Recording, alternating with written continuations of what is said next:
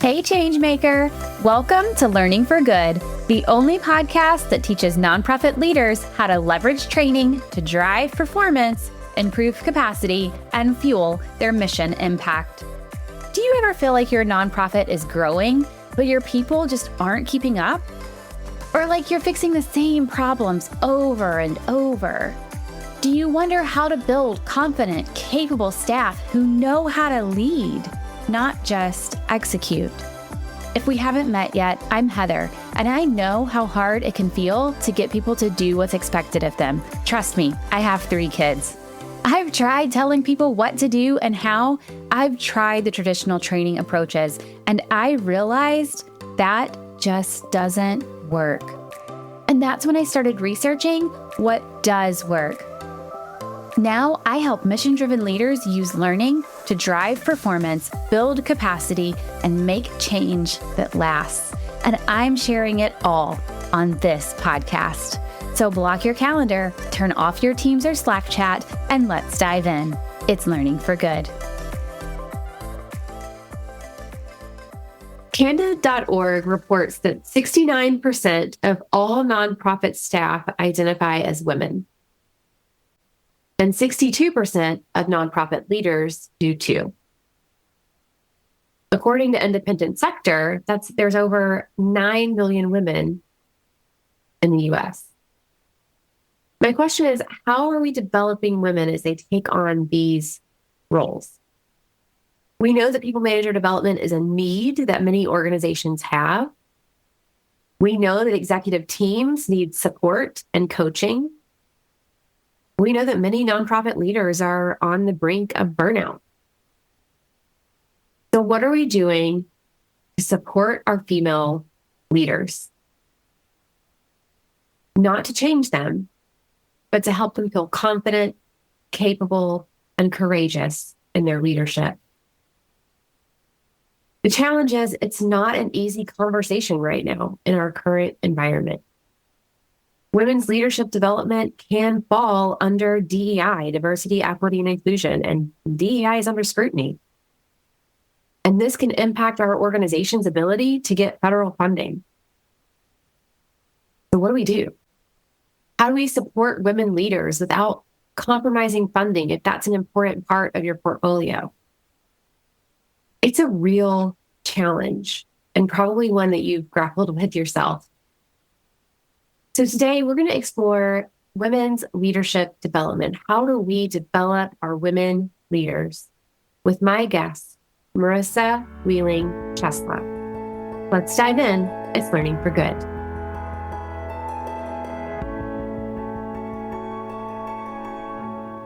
Marisa is a city girl with a deep love for the outdoors, a burnout survivor, and a recovering perfectionist who currently identifies as a leadership development facilitator and coach.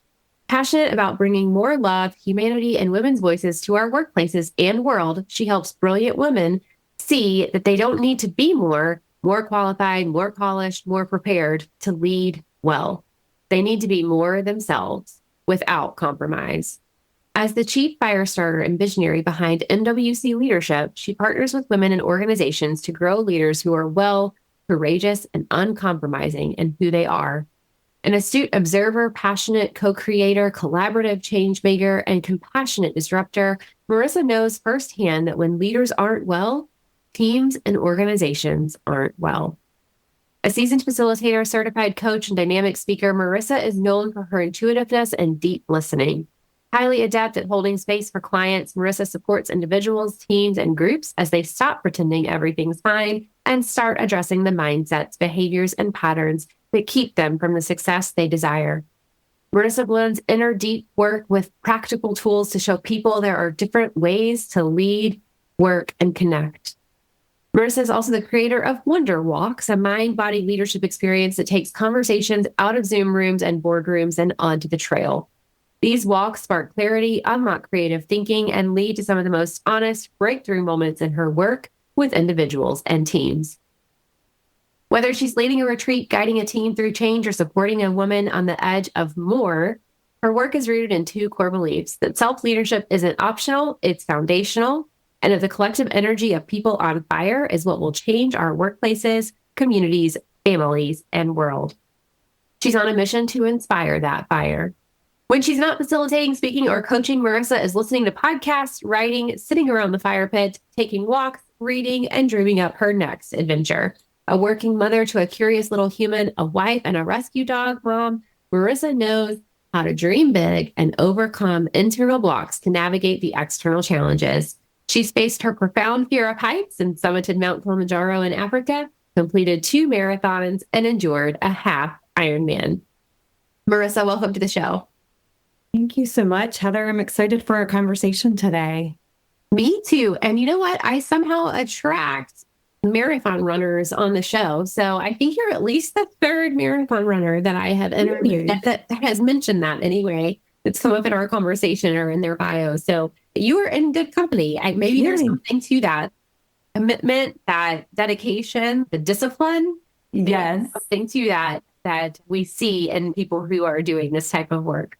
Yes. Yes. I think I do recall a LinkedIn Live that you did with someone that was a marathon runner. And I remember noting that. So yeah, there is something definitely. We're a special breed for sure.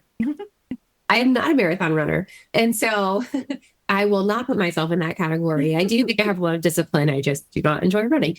So I'm excited to have this conversation with you. I think it's so needed when you think about the number of women in nonprofit roles and in nonprofit leadership. This is an important conversation for us to have. And even if it feels challenging to have it, I think it's one that is necessary. So I'm excited to dive in with you today. Before we get there, I always like to hear a little bit about your career journey. I think there's something very unique for each person, how they got where they are. Like, why is this important to you? Why women's leadership? How did you get here? Yeah, such a great question. I love to start with this one. So I spent most of my career in academia. I was in the higher education world and worked as both a teacher, instructor, as well as an administrator. I also took some time out from the higher ed world and spent some time in nonprofit world as well. Worked for Girls on the Run, both here at our local chapter as well as Girls on the Run International, and really did a lot of learning and development in that role. That was really important for me. And in 2016, we discovered that we were pregnant. Simultaneously, I was being put into a senior leadership role within the university that I was in at the time. And I was really struggling and really challenged. And as I came back from maternity leave, I was not only navigating this new role at work, but I was also navigating this new role at home. And I had 2 new identities. And I really was questioning, like, who am I? What am I doing? Is this what I want to do? Is this what I'm called to do? Is this what lights me on fire? And about 3 years later, so in 2019, really had that moment where it was like, this isn't it. This is not what I want. My daughter was 3 at the time, and really thinking about specifically for her, I don't want her to ever feel like she's stuck in a job or a relationship or a situation and has no other options. And so I was like, I need to go and do something different. I was really burned out. I was really looking for that next thing, that next chapter, that more that I see so often in the clients and the women that I work with. And so I took some time to just focus on getting well and being well. And that is really what's led me to this work here, because I realized that foundational work had lapsed. Yeah, so it was really your kind of personal experience or personal journey that brought you to this place. I think that's often the case, right? That sometimes we miss the personal piece and we think only about career stops along the way. So I really appreciate that you're bringing in your personal journey to this as well.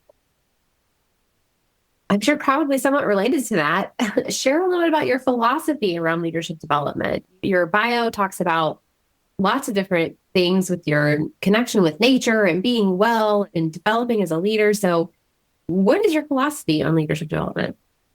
Yeah. My philosophy is that we need to look at the whole person, and we need to stop focusing on just the skills and really focus on the capacity building. So oftentimes we are really interested in making sure that people have the skills to do performance reviews or to give feedback. But I really think that helping people to do that inner work really sets them up for leadership. And I think, again, that's what I saw in my own experience. So one of the things, I taught leadership classes. I knew the ins and outs of how to be a good leader. But what I had missed was doing the inner work of leadership. And I think that's often what we miss in our training and our development experiences, is we miss how do we develop that whole human? How do we look at the human behind the leader? And so I always say, I want to develop better humans so that they can be better leaders. And I think that also sets them up for success as well in life and work. What does that look like to you? I see this too, right? When I'm working with organizations and they're thinking about leadership development, they want to develop people managers, they want something for their executive team, whatever it is. And we identify skills, but that's only half the battle, right? Because if you think about even behavior change, we know that skills are only half of the formula. We also need mindset, motivation, we need prompts, we need accountability. There are all these things that have to happen for someone to be successful in changing their behavior. So when you say it's not just skills, we have to do the inner work, we have to build their capacity, what does that look like to you? Yeah, I think, and this kind of connects to women, but also I think this is really important for anyone. But I think it's a couple of things. One, it's about being able to have that space to hear your own inner voice. So often we are in back-to-back meetings and we are going, which we do a really great job. We teach people how to do more. We don't teach people how to be more. I remember one time I asked a coaching client, I was like, what happens when you're just being? And she looked at me like I had four heads. She's like, Marisa, I don't know how to just be. And I think that's what we're doing to folks is we're teaching them how to do, but we're not teaching them how to be. So we're not giving them that time and that space in their day to just be quiet. And I think we know when you have that space to rest, be still, that creates more innovation, that develops higher levels of creativity. It boosts performance. It also ensures that you are well. In addition to that, I think really helping folks to understand what are some of those triggers down below as well, like being aware of those can really be helpful for leaders as they are navigating spaces. People are complicated. And as leaders, if you don't understand yourself and then you go and try to lead other people, it's going to be a hot mess and not in a good way. Yeah, that makes sense. It's kind of reminding me of I think it's the Army's be, know, do model, which I've used before for people. Like it's more than just what you know and what you do. There's also a being piece. And so, you are, how you show up, what your identity is, what your mindset is, those things all play into this. That said, being in this field for a while, I don't know that I've ever had an organization come to me and say, we need a mindset training or we need an inner work training. So when do people or organizations typically come to you? What's that prompt or that pain point that they approach you with? Yeah. I love that because you're right. Organizations are not going to come and say, hey, come in, we need a mindset shift workshop. I think what happens is that people start to get burned out. Like you said, they start to disengage. They start to recognize that something isn't working, something's broken, something's not quite right. I had a client recently, she came to me, she's like, Marisa, I think we have a burnout problem. I think my staff is burned out.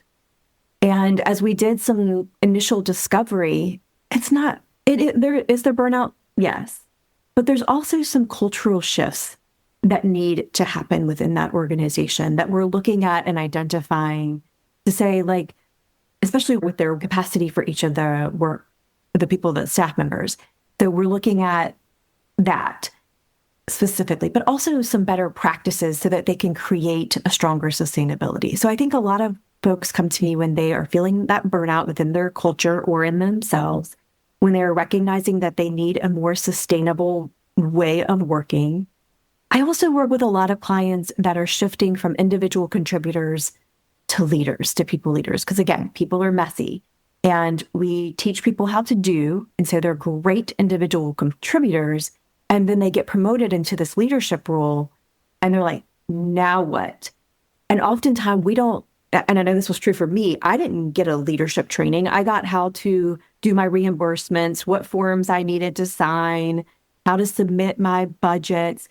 I didn't get the deeper work. And I think that was part of the reason that I experienced burnout. So it's that thing that lies below the surface that we can't necessarily see, and it's really hard to identify.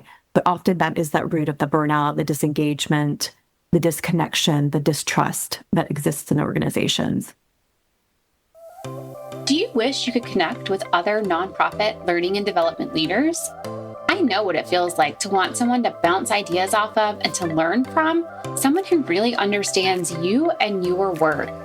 Imagine if you could have a simple way to meet people in the field, ask questions, and share information.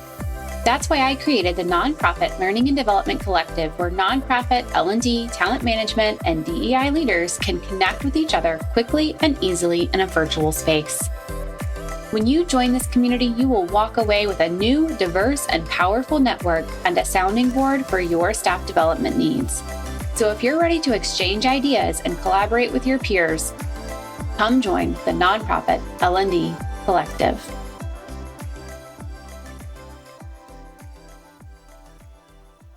I definitely see the same thing, especially that, like you said, that shift from individual contributor to manager is such a big shift. And there are often a lot of pain points that come with that, both for the individual and for the organization.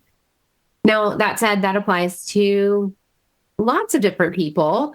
So, but I know for you personally, women as an audience is important to you. And you talk a lot about women's leadership development specifically. So why is that your focus? Why is that that audience particularly important to you? Yeah. I remember early in my business, I was in a meeting with someone and I said, I focus on women in leadership. And a gentleman raised his eyebrow as he was on the camera. And I remember looking at him and he goes, well, men need leadership training too. And I was like, yes.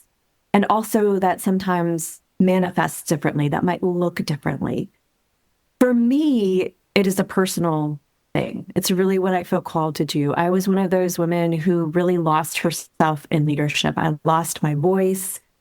I started to not trust my inner knowing and to trust what I knew was right.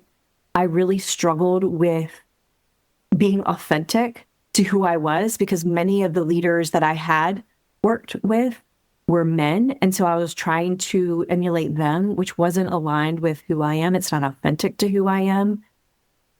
I also personally believe that we need more of a strong feminine leadership within our world. I think that, and that doesn't mean that you have to be identifying as a woman. I think there are a lot of things that typically are in that feminine energy, that feminine style, that can really be game changers for what we need in our world today. So again, your personal journey is a through line here and thinking back into what you needed as a leader and what you would have wanted to see more of under other people's leadership. So you work with both individuals and organizations in their leadership development process. So what do you see most organizations doing to support female leaders or to bring more of that feminine energy into the workplace? Yeah. What I see right now is that there's a lot of good intentions. And good intentions are great, but oftentimes what happens is that creates that surface level action. And so I see a lot of organizations that are offering things like women's leadership workshops, mentorship programs, panels, ERGs, networking groups. Sometimes they're doing the coaching. And all of those things are really valuable. I've spoken at many of those women's leadership conferences. I've done these workshops for ERGs. And what that does is that signals to women, hey, you matter here. And we care about you. That leadership diversity is important. But what I also see is that much of the support is still focused on helping women to function inside of systems that were not designed for them in the first place. And so there's a subtle message that we give to folks, to women especially, that's like, here's how to be more confident. Here's how to speak up. Here's how to negotiate. Here's how to manage imposter syndrome. would argue that the question that we need to ask is, why do women feel that they need to be more, to do more, to prove more, to carry more in order to belong here? That is where the real work is. So again, looking at that human behind the leader.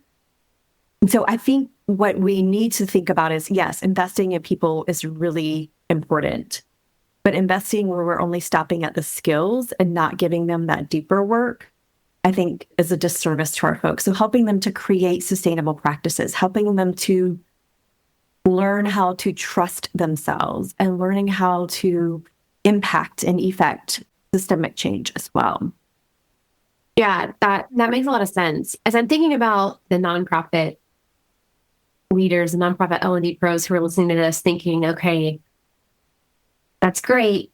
We're really set up for skill building. What are the shifts that nonprofits can make as they think about their current offerings for women in leadership? So you mentioned like the workshops, the mentoring programs, the ERGs. These are all good things to have, but they're scratching the surface, and there needs to be this deep inner work, and there needs to be this more holistic approach to women's leadership development. And we're doing a disservice if we only develop skills and don't focus on that whole person. So what are the shifts that nonprofits can make to their existing programs to make sure that they're addressing the whole person?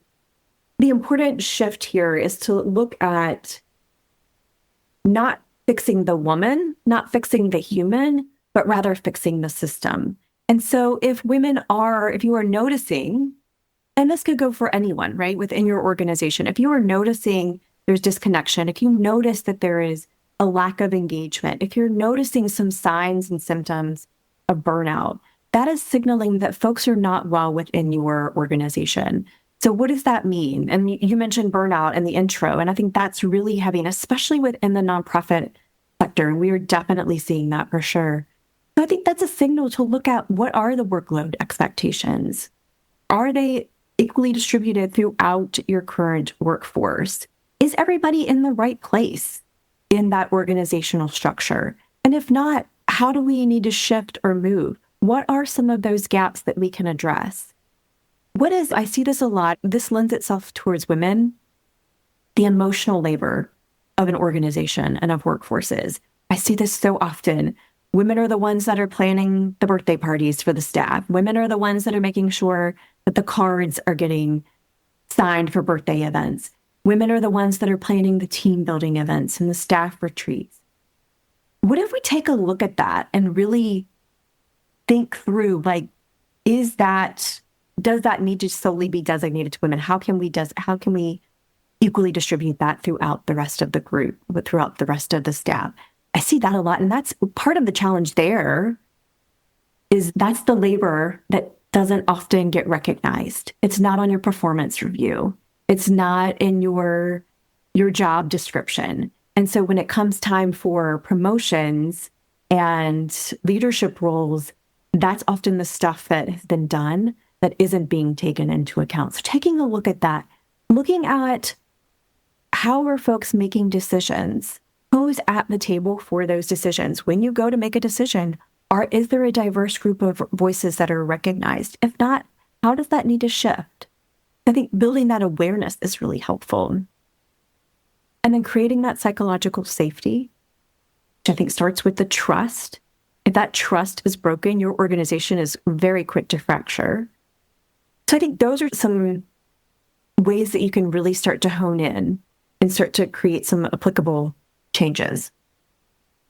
Those are definitely good things for people to look at and think from an organization perspective, right? Because when you're talking about developing someone, and I don't know that I've talked about this as much on the podcast, but I talk about it with my clients. When you're talking about developing someone, right, there's the individual and there's the organization. And the individual and the organization are both impacted. They both have a role to play. And so when you think about this shift and making sure that women feel supported, that they can bring their whole self to work, that they see a place for them in the organization, these shifts that you're talking about, right? These are organizational shifts. So looking at the system, redistributing the workload, looking at the organizational structure. All of these things are important and they impact the entire organization. I'm curious if you have any additional ideas or thoughts about what L&D folks can do with their programs to help the individual too, because I think it is both what are we doing as an organization and how are we supporting the individual? And I know, a lot in your approach and your philosophy, right? It's not do more, it's not the more piece, it's be yourself and be authentic and recognize that you can show up and that's okay. So what are some ways that you help individuals do that maybe L&D folks can think about as they're building the programs too? Yeah. I think I love the way that you put that, because that really aligns with my philosophy, because I'm all about how can we make sure that people are well so that they can lead well, because there is a ripple effect. So if your people aren't well, that impacts your organization, that impacts your culture, that impacts your clients, that impacts the communities that you're serving. And so I think that's a really important distinction. And thank you for bringing that up. I think a lot of times what I see in my work, I am a huge believer. There's a book, it's called Playing Big. It's by Tara Moore. And I took her training a couple years ago. So I am very well-versed in her work. And her work was really what spurred me to do the work that I'm now doing. What she talks about in her work is that oftentimes we have brilliant women who don't see their brilliance. And so I think as L&D folks, we can help the women within our organizations to be able to see that brilliance, to really help them understand that.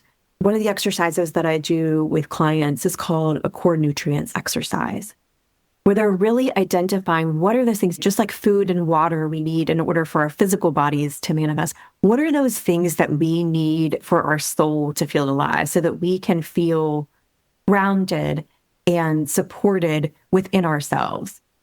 And so looking at those, I think that is a really good thing. Another thing that I do with clients on an individual level, and I see this so heavily in women, but also in other folks, is the inner critic. And so often, especially when you're burned out, that inner critic shows up really loudly. And so helping folks to learn how to renegotiate that relationship with self-doubt, knowing that is always going to show up, and learning how to navigate that and address that. I think that is probably one of the biggest things that folks can do, is to help recognize that. The other thing that I think is really helpful for L&D folks is to help women, marginalized folks within their workplace to see their brilliance. And what I mean by that is so often there are barriers. There's cultural barriers, there's societal barriers, and there's individual barriers that keep women and people from marginalized communities from speaking up and self-promoting, which then keeps folks from getting those promotions, getting people moving up in the leadership. And so I think that's also something that can be really important, is helping them to self-advocate and pointing out, saying, I'm noticing that you do this really well. I think that's a really good way. Just making people feel like they matter, I think, can be really powerful for L&D folks. And I know that sounds so simple and so trite, but I think that can be really powerful and impactful as well. Yeah, no, those are very practical things that we can do. Like I said, you mentioned several things for the organization, and those are amazing things that we need to be thinking about. But also on the individual level, helping people see their brilliance and then share that brilliance with others, and like pointing it out and helping them advocate for themselves. And then to your point, navigating that doubt and silencing that inner critic and overcoming some of those challenges in the process. Those are huge things that we can add to what we're already doing to support our leaders, and specifically our women leaders, as they're moving in and through leadership roles. Marisa, any other final thoughts that you would want to share with the nonprofits listening today? I'm just grateful for this conversation. And I think that we need to continue to have this conversation. And you alluded to this earlier in the podcast. This is a hard conversation to have right now. And I recognize that. And I recognize that there are limitations. And also, I think it's even more important right now to be having these conversations as you are able, and within, I get that there are confines and barriers there, but ensuring that people matter and feel like they are seen and valued and heard within organizations is so powerful and so needed right now. We need to see people as human beings, not as human doings. And I think that's an important shift we can start to make in our leadership. Yeah. Thank you for sharing that. And thank you for joining the podcast today and talking a little bit more about women's leadership development and your approach to just making sure that people are well and they can show up as their full selves. Thank you so much. I appreciate it. Marisa's point, this can feel like a hard conversation right now, but we have to make sure all of our leaders feel equipped and supported. I'm so glad that Marisa was able to join me on the podcast today and talk about her holistic approach to leadership development and specifically what that has meant for the women leaders that she's worked with. There's so many valuable lessons that we can learn from this one episode, this one conversation. And I hope you'll take note of those and think through what your organization's approach will be, can be, even in our current environment. I'll see you next time on Learning for Good. Hey friend, was this episode helpful for you? Did you like what you heard? Do you want more content like this? Here are 3 things you can do. Hit subscribe. Leave a review on Apple Podcasts or your podcast app of choice. Share this episode with a colleague. This means so much to me personally. I read every review, but it also helps me learn what content you like most so I can create more of what you want. All right, turn that Teams or Slack chat back on when you're ready, and I'll see you next time on Learning for Good.